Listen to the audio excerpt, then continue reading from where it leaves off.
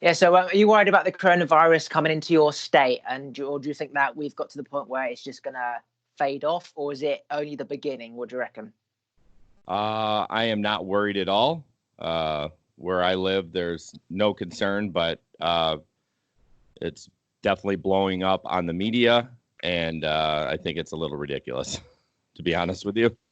Like most things, media over blows out everything into proportion. Yeah, it is obviously it is a threat, but it's not that big of a threat. If we didn't know about it, everything would still be the same, and it would just be like, oh, they've got the flu, or that person died from the flu. But it seems like this massive deal when it isn't. Like 8 billion humans and like what 40,000 cases. In perspective, it's like minute, isn't it? Yeah, I mean, I feel like if it was 50 years ago, we wouldn't know about it because the internet connects us with everything, which is good. A lot of the good stuff, like you and I, but a lot of the bad stuff about all this going on, we would never even know about it if it was 50 years ago. Exactly. Like we think that everything is this, all these like every disaster that happens around the world, we would never know about it and it becomes our reality. And it's like, no, that's not your reality. Your reality is right now within 20 miles, not even 20 miles. You've not got a car. What's happening over there is irrelevant. It's not something you should be focusing your energy on, and it becomes your reality. And then people start focusing on the news and absorbing all this stuff, like, oh, the world's coming to an end. Well, it's not coming to an end. This has always happened. It's just now you're aware that it's happening in other places. Yeah, I think it's something to think about, and at least if anything that comes good from it is people are washing their hands more. So, I mean, at least the flu will go down. Are you a big believer in like autoimmune? So let your body be exposed to bacteria on hands and touch stuff, be around different types of stuff, so you can have a strong immune. Or are you someone who's all about washing and jabs and everything? I do wash my hands, but our family has taken out the antibacterial soap and just used straight up soap. So we wash our hands after we go to the bathroom. We wash our hands after the kids come home from school, but we're not like pouring chemicals on our hands. Do you think that it's actually good to get kids to use all this man-made disinfectant stuff, as opposed to just being a wild animal and getting hurt and getting mud in your nails? So your body becomes like prepared for reality of life. Yeah, I mean, I don't know if you have kids, but my kids it's whatever. I mean, yeah, we're clean, but we're not freaking out and, wiping everything down before we go out. But so to me, it's just kids being kids. I mean, I just let them kind of do their thing. What are you what's your stance on like shampoos and hair? Are you all about just letting nature do what it's going to do, or everything's got to be straightened and conditioned and combed and bloody perfect for what, a day until it gets greasy again? I I don't shower every day. I know it sounds kind of weird. I'll go like 2 or 3 days, although I don't ever smell. So even when I sweat, I don't have BO. I mean, I have to go like a long time before I smell. But yeah, we use shampoos. I use everything that, I mean, we're not super hippy dippy, but we use shampoo that doesn't have all the paraffin or whatever those things are in it. I use a soap that's like handmade from Dr. Squatch. I don't know if you ever heard of them, but it's bar soap, and it's just but it just doesn't have all that crap in it. Do you think if we took away like all the man-made things that we seem to need in our life, that without it we would cope just as fine, if not better? Depending on what man-made things you're talking about. Are you talking about just soaps or? So just like man in general. So, shampoo, TVs, Xbox, food, KFC, just man-made stuff, which is part of our lifestyle and how we live and what makes us feel good. But would we cope just fine without it? Like going back in our grandparents' days, for example. I think we would, but I think the one of the big man-made things that are a problem is our food. I think there's a ton of crap in our food. No, don't get me wrong, it's delicious, but it's making us heavy and it's not good for us. But I like a lot of the man-made stuff. I like technology.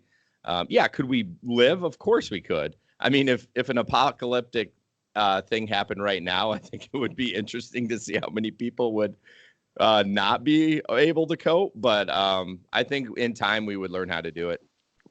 Obviously, we watch films and stuff and how they're like preparing for the next apocalypse, and they've got like a basement full of 25-year-old tuna and pasta that will last forever, and like bottles of water in case it's like an apocalypse. But reality is that likely to happen? And should we stop relying on people like supermarkets and Walmart and have a reserve underground in the basement somewhere for a natural disaster that could happen at any point? I mean, if I had the funds to do it, I would make a little like bunker with food and water and just like a bag, just so you never know. But I don't know. Every time I think like that, like you and I having this conversation, I'll think about it for about a week and I'm like, yeah, I'm good. Yeah, like I always think to myself, like, get some gold and just bury it in different places. So you sort of become like a movie person where FBI's after you, so you've got to diverse your gold and hear it. And then when they come and get you, you go back to that gold and you've got a gun ready and like, you know, proper like movie shit. But obviously movies are based on thoughts, and thoughts often become things, and movies about flying cars and shit like that. Well, it's all happening, but should we somehow have a dependent stash of food? Like obviously when there's storms in North Carolina, for example, it destroys everything. Whereas if someone like you had your little underground bunker of just, I don't know, pasta for a week or for 2 weeks or a month, then you're going to survive. And we're not talking like hundreds of millions of quid. We're talking like 70 quid, just getting some like pasta or whatever that can last forever. Like it seems like it's so far away, but when you look at the world and the flooding and the storms and the flu, it's a real possibility that, for example, if you can't go out because of the flu, what are you going to do? Can't rely on Uber Eats to drop it off. Yeah. Yeah. I mean, I feel like we are so, us in where we live are blessed, and we have a ton of, like, we have so much food that we don't eat and that we just sits in the freaking cupboards. And I think we could probably go a week without going to the store and be okay. Maybe not water. Maybe not water, though. If the water got shut down, we'd be screwed because we don't have any gallons of water just lying around. But literally just like 2 liter gallons of water that would last, I'm pretty sure, if it was just drinking water, that would last your whole family for like at least a week or so. And that might actually be available to drink for, I don't know how long, what lasts, 2 years, year and a half.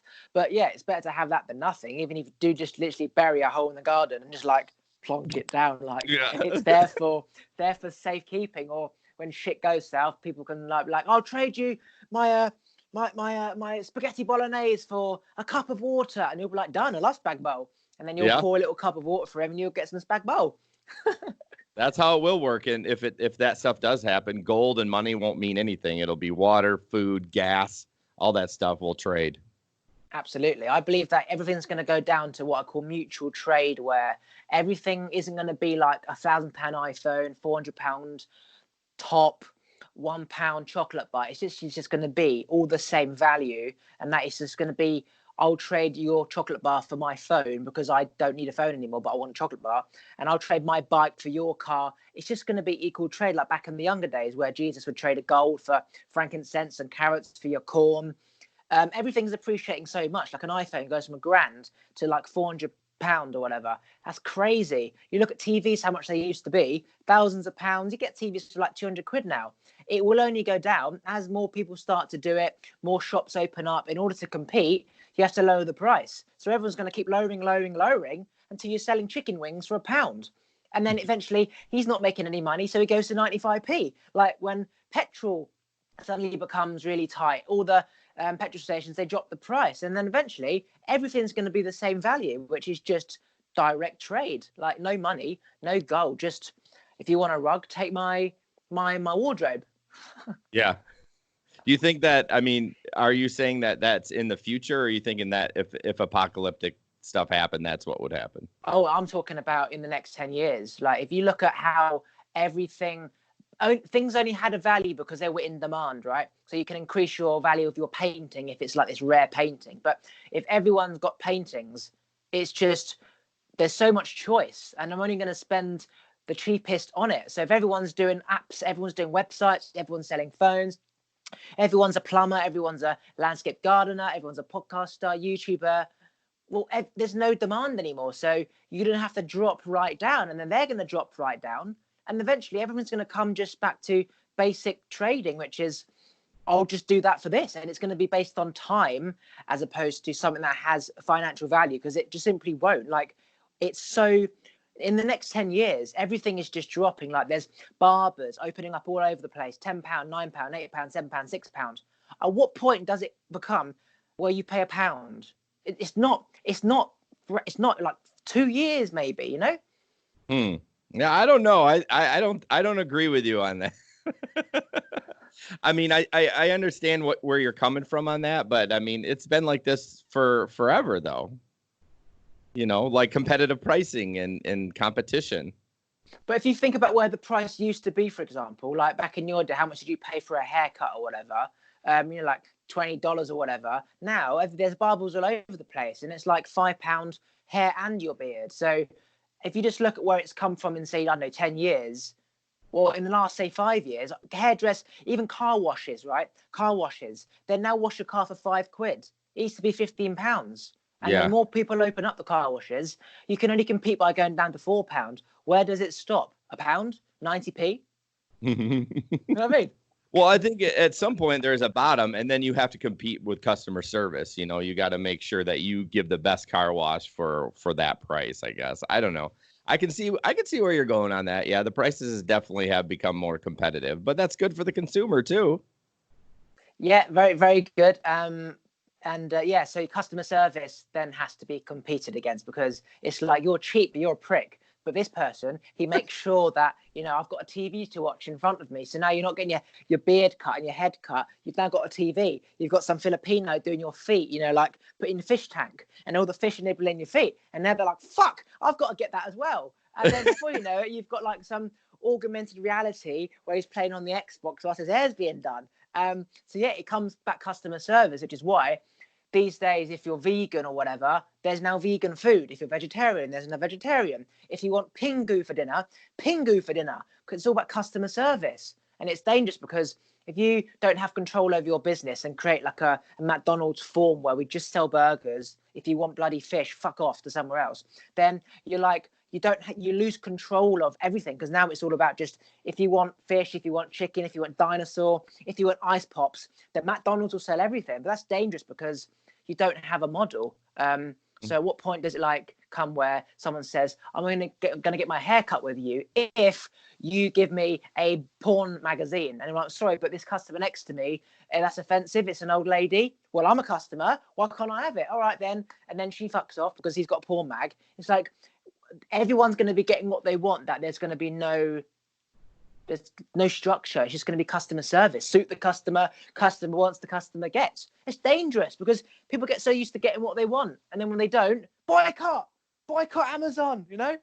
Yeah, no, I totally agree. It's you got to draw the line somewhere. It's always interesting when a restaurant or a business is unique to just their thing.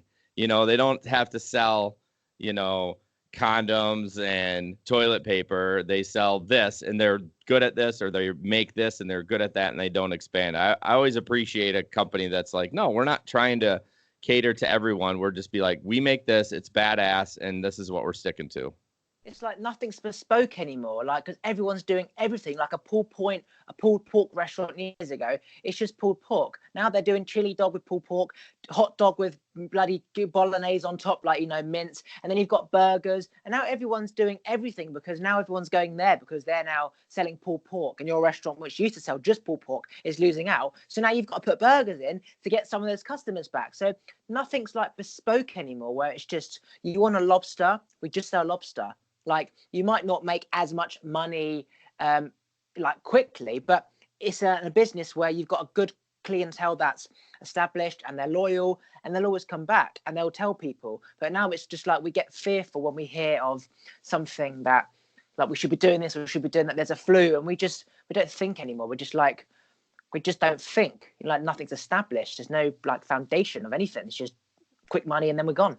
Well, if you go back to the food example, I think a lot of it is these corporate companies. You get these owners up there. They're like, oh, you know, we lost 0.5%. We got to sell this to make this money. Where those mom and pop shops are like, no, screw this. Like, I'm great at selling pork. I'm only going to sell pork. Yeah. Am I going to make as much as the corporate? Probably not, but at least I'm genuine and I can be comfortable with what I make.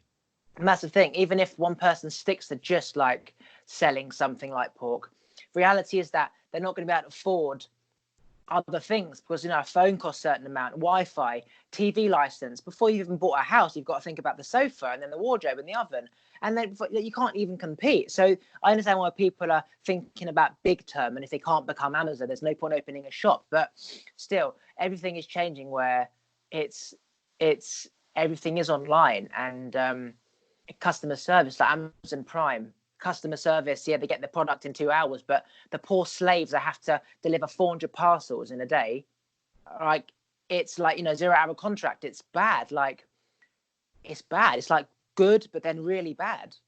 Yeah, there's casualties with all of that, especially about the Amazon. You bring that up. I do Amazon Flex, which is kind of like the Uber for Amazon. I pick a 3-hour block and I go deliver it. But those guys that actually work for Amazon, you're right, they are delivering a ton of packages in a day, like a ridiculous amount. And they are told to hustle and speed and all that stuff. So I know I'm kind of guilty of it because I love Amazon, but then I do feel bad about the people that are working in the warehouse. And same with the iPhone. Like the iPhone's made in China, you know what I mean? But I still have one. So it's like, where do you draw the line? Yeah, it's like you would happily have that person deliver 400 parcels and be pissed off if he said he's coming by 9 o'clock and he's not here by 9. You'd be angry. You want a refund and shit. So it's all circumstantial. When it benefits one, then it becomes about you. But when one's okay and you've had your meal, then you can give your food elsewhere. So yeah, I used to work for Amazon. I got fired. Why? Because I wasn't sticking to their pathetic algorithm of you've got to be delivering 10 parcels in 5 minutes. I refused to be a slave because you have to do 10 hours to get all those 240 parcels done. If you don't have a break, if you don't speed, if you don't cut corners, if you follow the system of the Amazon system, right, it's not possible. But the reason what's happening is that you've got all these other people like Europeans who just want to keep their job, and they are literally rushing through, cutting corners. If Amazon don't have any problems, no one cares. But the algorithm now says that based on all these other drivers, they've delivered 250 parcels in, say, 7 hours. So now the algorithm says that each person should be delivering X amount of parcels in X amount of hours. I come along, follow the exact system, try and enjoy my life, have a nice lunch break, and I'm behind where they are taking half the route. They send someone and they took half the route, and then eventually they ended up firing me because I wasn't doing it quick enough for them. And I knew that that would come, but I refused to be a slave because there's not a life doing 10 hours in the van all day. It's good pay, £500, fantastic. But when you realize why it's 500 quid, it's because the people that end up staying are the slaves. They do want the money. They will be on the road for 10 hours and they don't care. And it is, again, circumstantial. When you're sitting at home and you want your parcel to live in 2 hours, couldn't give a shit, slave. You bring it to me. But the minute you're in that car, fuck you, Amazon. I'm not a slave. I just deserve to have a bit of our time to spend. You know, it's also. No, I totally. It happens here too. It's not it. These drivers here are the same way. They're speeding. They're not taking launching it over the fence. Yeah, just throwing it. I mean, I've even experienced it myself where I've seen them throw my package like pretty far. And I'm like, I get it. I deliver them too. I don't have the demand like they do. I just have, I've got 3 hours to deliver my 50 packages. Whoop-de-doo. Most of my stuff is driving. So I don't throw my packages, but I mean, I see them and I'm like, man, I would never work for Amazon corporate. Literally. So yeah, they care if you cut a corner and the customer complains because it's all about customer service, and you'll be out. If you don't check the ID of the age, you're out straight away. But the minute you stick to that process and wait for fucking John to go up in his bedroom because he's 80 years old to find his passport, which he's not had for 50 years because he's 80 years old, but Amazon says, we can't give you a parcel, John, because you can't use these knives to cut your steak because it says age verification. That took fucking forever. And now Amazon start complaining and they say you're cutting corners. We're going to have to deduct your parcel rate. They knock off £1 per parcel type of thing if you're not reaching your like 130 in a day. And then, so it's fucking crazy. It's all about money until it's all about the money. I've got a quote. It's all about the money till it's all about the money. No one cares about Harvey Weinstein and all that type of shit if everyone's happy. It's when everyone's unhappy, then you take charge. And that is just what life has come to. No one cares unless it affects them. It's just the way it is. You can't win, you can't lose. So what are you going to do about it? I quit. Well, they called me up and quit. What am I going to do about the win, you can't lose thing? Well, just the whole thing we're talking about, just that kind of mentality. I guess you just have to put yourself first and look after others. So don't sacrifice your happiness for others. You need to be happy and content with yourself and then serve and have no expectations of people. Understand people. If your parcel is delivered late, don't get pissed off at the poor Polish man. Understand that life isn't simple. He's got family. He's trying to send money back to his home. He has to borrow a car on finance. There's always circumstances. We're all struggling. We're all in the same boat. And all you can really do is just treat them as a human and have understanding and empathy and just forgive. Like my Uber Eats, he drove past my house because the postcode said I was over here. And then he drove past and left. And I was like, the fucking guy just drove past. Where's my burrito? And he's like, oh, I'm really sorry. I'll call him. 5 minutes later, no call. I said, where is he? Oh, I couldn't get through to him. Oh, okay. So what are you going to do? Expect he calls back? No problem. And I said, fucking call him. And then I called back and I said, so what's going on? Where's my burrito? Oh, we're having a problem in the kitchen. What do you mean in the kitchen? He drove past. Oh, again. my gosh. So then I was like, you know what? Cancel it. So, of course, Uber just simply say, did you get your food? Yes or no? Refund. They don't care. They want to keep them. They want to keep the machine going. You make 20 quid, you lose 5. You make 20 quid, you lose 5. They don't it's not about whose fault it was or who was in the wrong. Refund the customer because they're going to come back and we're going to make money from them. Keep the customer happy. And the only people that lose that is the restaurant because they've now wasted the food or whatever. I suppose what I'm trying to say is that understand that everything isn't as simple. There's too many players involved. There's Amazon and the agency they hire and then they hire people. There's no management because it's all tax purposes and responsibility, all the control, none of responsibility. There's so many players involved that you just have to understand humans and just connect and love because the way it's going, there's always going to be a reason to hate and fucking just hate someone like you're late or whatever. And it's just not that's why there's so much bollocks in the world because we're going down a path where that path doesn't exist. It's made up. You know what I mean? Yeah, I totally agree. What do you feel about the gig economy? Are you know what I'm talking about when I say the gig economy, like Uber Eats and Amazon and Uber drivers and Just that type of thing. Yeah. What do you think about that? The gig economy. What do you mean by gig? So like Uber, we would call it a side gig. Like if you drive for Uber or if you drive for food delivery, it's a side gig. So you may have another job, but this is your gig on the side. So we call it the gig economy, all these independent contractors, like Uber Eats or Grubhub or DoorDash or I think that it's not substantial as a main source of income. You can't rely on this. Yeah, it's convenient. You can choose when you work, whatever. But like Amazon, they call you up and they say, we haven't got anything for you today. So my van costs £200 a week. I'm doing it based on £500, which means I've got £300. You said there's no work today for whatever reason, because I was too slow yesterday. I'm £100 down. So it's good when it's good, but it's bad when it's bad. I think that if you've got a main source of income and you've got your bills paid and you can go on holiday when you want, that this extra income from Just Eat, as you said, 3 hours of Amazon Flex, it's a nice little sell cars, buy and sell phones. You can paint your mate's dog and sell the painting. It should be a side income as opposed to a main income. But again, a lot of these people are, for example, in England, they're foreign, they're European, and they often don't have qualifications. They can't speak English very well. So they can't get normal jobs, which I would call the main source of income. And this is all that they've got. And if you go back to their home country, it's a fucking mess. So this is survival. So it's not good for someone who has choice.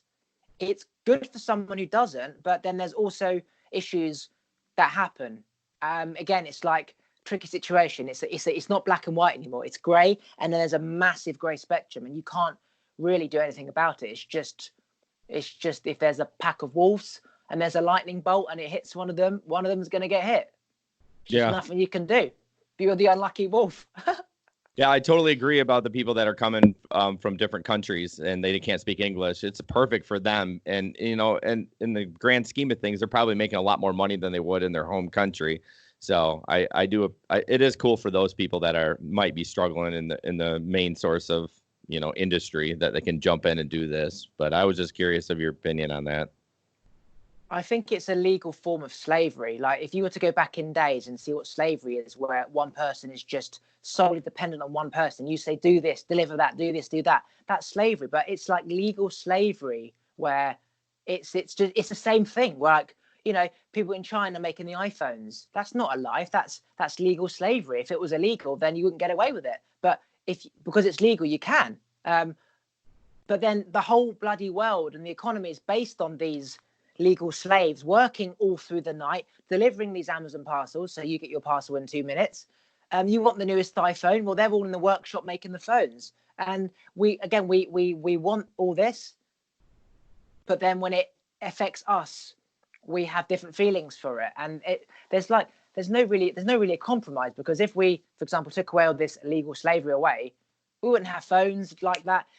Like it take fucking forever for an English guy to like make a phone. He'd be like, I'm going for a fag break, don't tell me what to do. And these little Chinese people just like feel the pressure from their boss. That's what this bloody new iPhone every bloody week, like literally like £1,000 iPhone, £1,000 iPhone X. Like where does it stop? Again, if it affects you in a good way, you don't care, and if it doesn't, you do. And it comes down to dog eat dog. I'm happy to share my carcass if I've had my meal, but if it's about you or me and there's only one meal, I'm going to annihilate it and you. It's just animal instinct, really.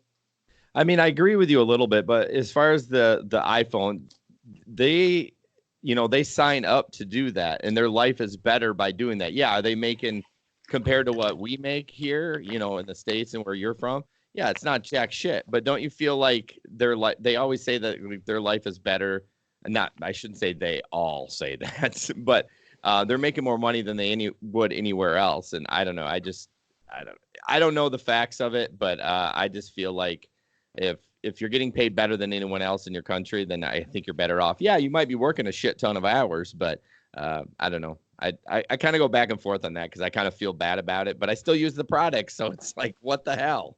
So yeah, I think it is circumstantial. Like, for example, if, you who've had your lifestyle wouldn't go to China and have to work for 11 hours straight with no break. But if you came from, I don't know, like a war zone, a city where there was just poverty and famine everywhere, then you'd be like, yeah, I don't really particularly like working 11 hours. But in when you compare the two, it's better than that. So it's circumstantial. There's obviously going to be, for example, some Chinese people who have come from middle class background and like, fuck this, I'm not doing this, hate the boss, hate Apple. But then you've got, for example, lower class people from China or from other countries, and they're like, this is great. I can, for the first time, put food on my table. It is circumstantial. And then you've got to think about how Chinese economy isn't the same as, for example, our economy. So they might get, say, 2p an hour, but to buy some noodles only costs 4p, whereas in England, pack of noodles costs, say, 30p. So again, it's all comparison. And if people work long hours anyway, like Amazon, what's the difference? Yeah, no, I totally agree. I like how you brought it up. Like if there's one meal and two people, someone's dying. You know what I mean? But if there's plenty to go around, you're like, whatever. Yeah, that's just the animal kingdom. Like that is the animal kingdom. So, we think we're the most superior race, but we're no different to an ape. We are an animal and the rules apply. Yeah, we are lucky because we can choose to give food rather than take me or me. But at the end of the day, if it came to it, you watch like, like countries where there's just like war and stuff, and then the United Nations plane drops down with some food. They're like fucking vultures. They're grabbing it. They're fucking grabbing it. Black Friday. Give me that fucking TV. No, like they become vultures. So we are animals, but when we're okay, we don't give a shit. It's like when a man's at a wank. He doesn't give a shit anymore. Wife comes along and says, "Can I have 10 quid?" Yeah, just fucking have it. But if we're angry, then we're like, "No, fuck off. You've not given me any sex for a long time." Then we become selfish. So, okay, so it's all circumstantial. Yeah, that's a very good example. Yeah, we just, again, it's just we're not used to the reality of life because we've had it easy. But we're no different to the wildlife where if there's the one last cheeseburger at McDonald's or one last TV in Walmart, you're going to grab that. You're going to fight. That's £500 you're going to save. That's like a week's worth of wages. And like you see the fights online, they're proper fist fights. They're pathetic. I don't understand somebody. Like even if I wanted that TV, I would never do that. Like, okay, I'm gonna save $100 here. Big freaking deal. I'll go work an extra, 3 hours to make Literally. up. I mean, seriously, what are we doing here for a freaking TV? Do you ever? I don't know if it happens where you are, but do you ever watch a TV about us and be like, "Oh, you guys are idiots"? Yeah, like of course, like British, like Americans are just like wild, too energetic, crazy because all the like American programs we watch, they're like 16 and pregnant, and you watch like all that stuff online. Like, when you see videos on Instagram, it's like Americans like fighting for a TV. It's not like England. It is just obviously Black Friday's only just been introduced, but you don't see that. It's a different culture. It's almost like it's a game. Who can film the best fight grabbing the TV? Who's going to win? Like, you might not grab a TV out of someone's hand, but if you've got a TV which you queued up all night for your kids or whatever for their birthday, and some fucking idiot just sees it as a game and a competition, like, come on, mate. And would you pull it back, or would you just be like, fuck it, have it? I'll do an extra few hours next week. What would you do? What would I do? I would probably not fight. I would say no. I would verbally say, back off. This is mine. But if he like ripped it out of my hands, I'd be like, whatever, dude. Like, I'm not fighting you over a TV. I'm not going to jail for a freaking TV. I mean, what are we doing here? And you know what's so crazy is that, as you said, these TVs are made for like 30 quid, sold for £1,000. Black Friday, they reduce it down to 500 quid. Companies still make fucking like 400 quid. And if somebody buys it, the second hand value is now about 600 quid. So we're fighting over saving this profit when actually it doesn't exist, because you could just buy it from someone else who doesn't want it, or it could be given to you as a gift, or it could be, like we're fighting over the value, but that doesn't exist. It's the company's bank account. Like, it doesn't exist. You know what I mean? It really makes me disgusted when I see that, because am I materialistic? Yeah, I love my iPhone. I love my podcasting equipment. I love all that stuff, but it's just disgusting when you see people acting like that. I'm like, man, come on. Like, we're supposed to be the best country in the world, and you're fighting over a fucking TV. It's like people in other countries, you haven't even got a bloody pen, and you're fighting over this TV. They would die for a pen. They just wanted to send their auntie a letter who lives in another country, and then this fucking idiot's fighting over a TV and then whacks it on their head. Like, honestly, like the shit you see online about like these fights, they're like, it's literally like a vulture has you've thrown a fish into like vultures and birds, and they were like, and like it literally is that. And I'm like, wow, we're no different to vultures. We're just yeah. But I think, like you said earlier, you would see the same thing if it was down to the last meal. I mean, it just put it in perspective of what's going on in your life. It's TVs now, but in 10 years, when we don't have any food, or if that ever happens, it's going to be food. I mean, it's just, we're all acting the same. It's just they're putting it on film, and that's the embarrassing part. Yeah, there's so much food because of people bringing food from other places that everyone gets a meal. But if we didn't have like planes and boats and cars and Amazon and fucking Walmart lorries and shit, there's going to be like a limited amount of food. And then we're going to start to fight for the food because we haven't got enough ourselves. And then that's when the animal instincts kick in. And then he's full up. He's over there. He's like, fuck it, have it. I finished my kebab. Have it. Have the last slice of pizza. I'm done. But he would have killed you for that. He probably killed someone else with that whole pizza. Now he's done enough. Have it. Well, these are interesting perspectives. I appreciate you reaching out to me, because like, you never think about this stuff. You know what I mean? Yeah. Like, this is the thing.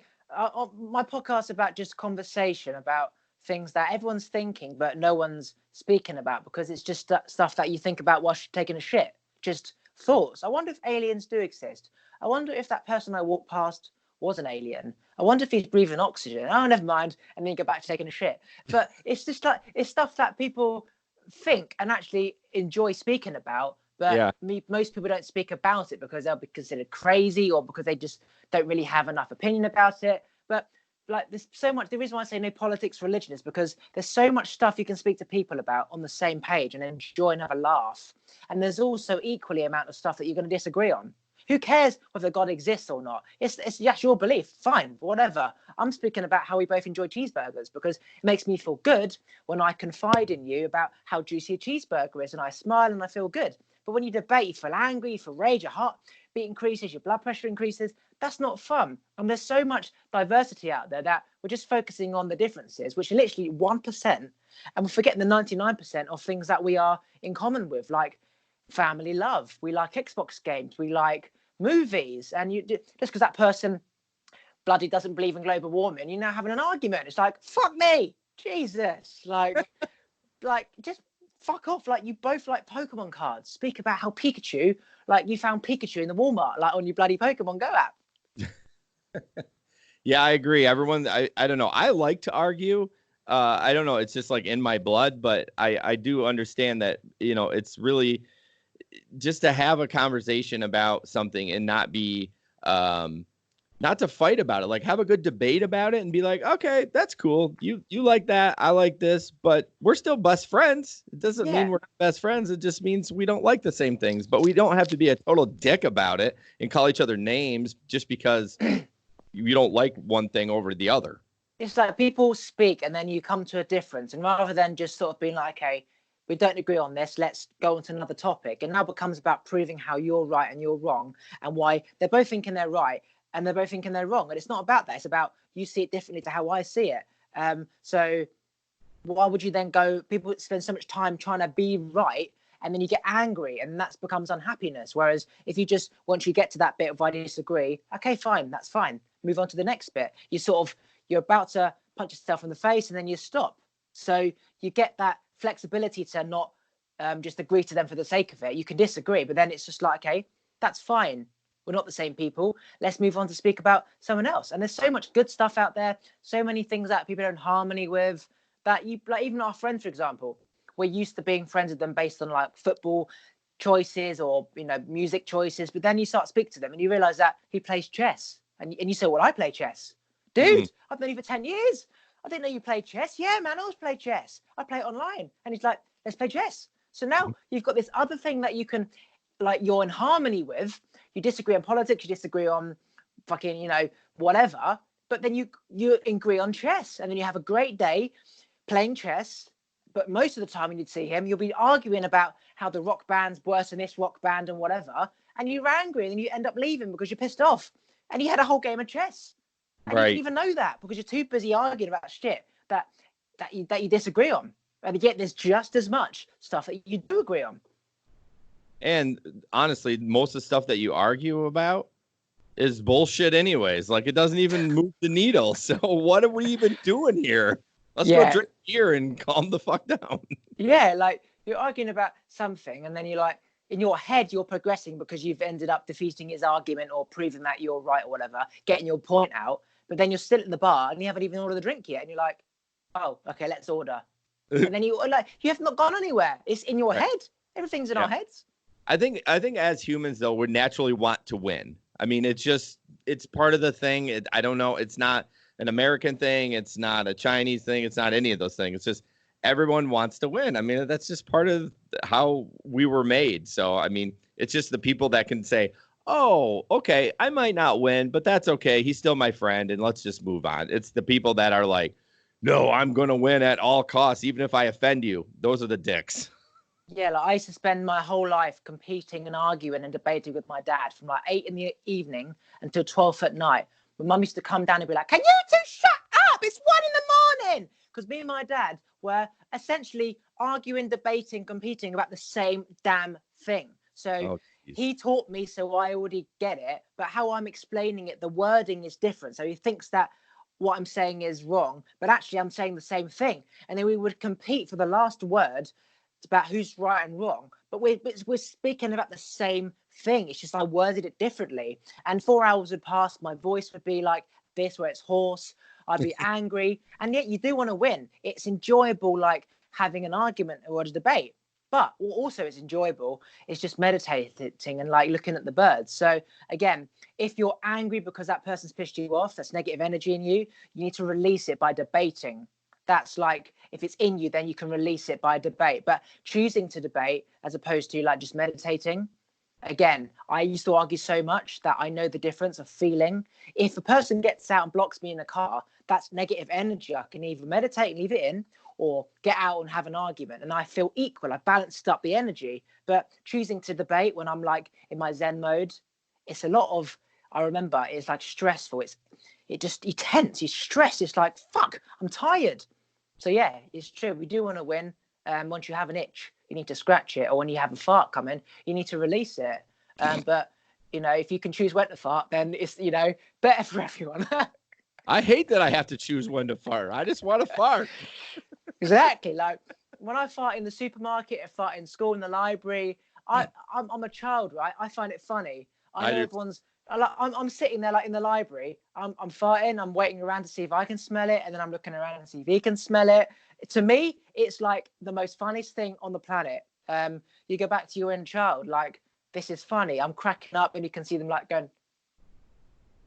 I'm like, that's made my day. Whereas, you shouldn't fart because it's in a quiet library, or it's go outside because it's not nice for everyone else. Again, circumstantial. If I was in that library and some smelly cunt farted, I'd be a bit annoyed. But I'd also know that I'm the same. I'd do the same, and I'd find the funny side to it. And I'd laugh at him like, you smelly bastard, right? Yeah. It's all circumstantial. But if it was me, waft it around everywhere. Like, again, it's circumstantial. It's all based on like the individual person. Oh, that's so funny. I do the same thing. Like my dad, yeah. I was going to say, I try to do it to my family, and they're like, oh my gosh. And I'm just laughing. Oh, farts are funny. Yeah, my dad came into my room. I was lying on my bed watching the TV, right? My window's behind my head. He came into my room with the window spray. He put his legs either beside of my head, and I knew what I was going to do. He just farted on my head.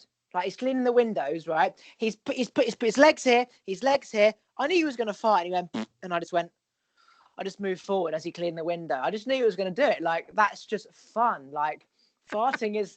Every fucking animal farts, okay? It's fun. Like, if it's about being happy and enjoying the moment, fart. Anyone will laugh when you fart. The noise is funny. When it stinks, it's like, oh my God, it smells. It's funny. Everyone connects to a fart, okay? Yeah. It brightens the whole room up. It fucking clouds the room with smell, but it brightens the room as well. I love that. What was the say? Everyone connects with a fart, or so brings everyone together. It's so true. Literally, like if there's an accident or whatever, people come together. They lend you their water, their jacket. They call the police. They hold the guy down. And when you fart, everyone can connect as a human. That fart, you smelly prick, that stinks. Everyone's laughing. There's always one like, I don't find farting funny, and that makes it more. And that makes it more funny. And then there's other guys like just cracking up, and then he farts as well. Now there's two farts in the room. And I was like, what is going on? Like, what the fuck? And then someone walks in. Yeah, no, I totally agree. Farts are just so fun. And if it can make you smile for the day, I mean, isn't that worth it? Like, you do. After that happens, you're like, I'm fun. That was funny. I'm smiling for the next hour because I'm like, oh my gosh, can you remember that guy? He just ripped his pants in the grocery store. Exactly. Like when you laugh, you release all these chemicals and endorphins and serotonin and whatever the fuck they are, dopamines. Yeah. You feel good. You smile. You become awake. Like, it's a feeling of enlightenment. And everyone's like just on their phones looking for this feeling, and just fart on his head, and they'll find it funny. Like, you don't look on Instagram for this funny shit. Don't need a funny video of somebody farting on someone's head. Just fart on his head. Like, yes, and be done with it. Yeah. Just simple shit like that. The basics, like, caveman around a campfire, one man farts, and then it's like, and then they all start laughing and cracking up. Yeah, that's been going on for thousands of years.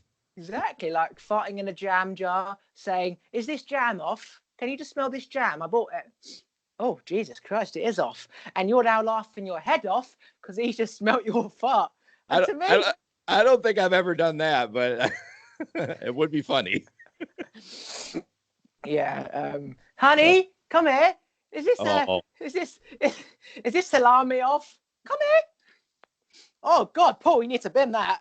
Oh, the date says today though. The date says it's got a week left. Yeah, something wrong with that. All right, man. Well, I got to bounce. I actually got another podcast in like 45 minutes. So, Yeah, fine. so. Anything you quickly want to plug? Any social medias, websites, or anything? Yeah, I have a couple podcasts. I'll plug the one. It's Threads Podcast, Life Unfiltered. Me and my buddy just kind of sit down, and we've got about 55 episodes, but we talk about life being not Facebook fake, not Instagram fake. We talk about mental health, a lot of mental health, how guys don't, when they are messed up, they don't get treatment. So we talk a lot about that and just life in general, just kind of like what you're doing. But we talk about faith too and those kind of things. But yeah, Threads Podcast, Life Unfiltered. Okay, cool. I'll stop it here. I'll just say goodbye at the end, right?